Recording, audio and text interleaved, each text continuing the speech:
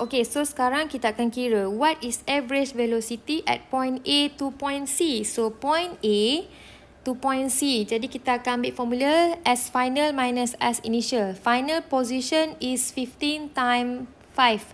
20 minus 0 equal to masa dia adalah 14 second minus 0. So kita akan dapat 1.43 meter per second. So itu adalah average velocity at point A to point C.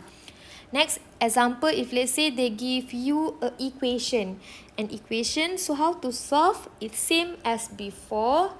You buat yang instantaneous tu, tapi kita ada beza sikit lah. Okay, determine the average velocity for the time interval 1 second to 3 second. Okay, first, you have to determine what is displacement at 1 second. Just substitute 1 second in this formula. Okay, in this formula. Okay, so you will get 7 meter. And then when you substitute time is equal to 3 seconds, you will get 39 meter. So this is displacement 1 and displacement at 3 seconds. So how to calculate the velocity, average velocity? So average velocity is equal to S3 minus S1 over T3 minus T1. So 39 minus 7 over 3 minus 1. So we get 16 meter per second. So this is average velocity. Okay. So next is what is uniform velocity? Okay, uniform velocity is constant velocity. Is velocity which not changing with time either in magnitude or in direction in space. So sekarang ni kita ada contoh motor lah yang bergerak pada point A to B sepanjang 5 meter pada masa 5 saat.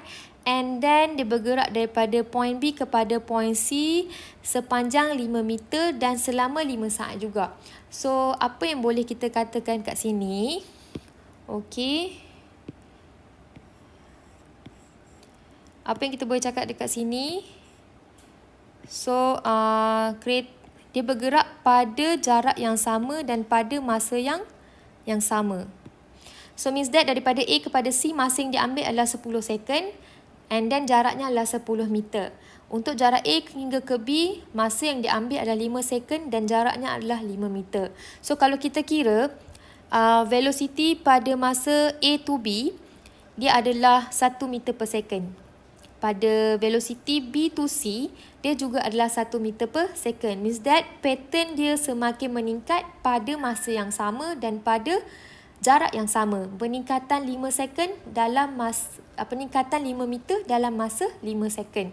So bila kita pindahkan kepada graf velocity time graph, kita akan dapatilah pada masa-masa mana sekalipun nilai velocity-nya tetap 1 meter per second. Okay? So this is about what is uniform velocity. Okay, so next is acceleration. What is acceleration? Actually,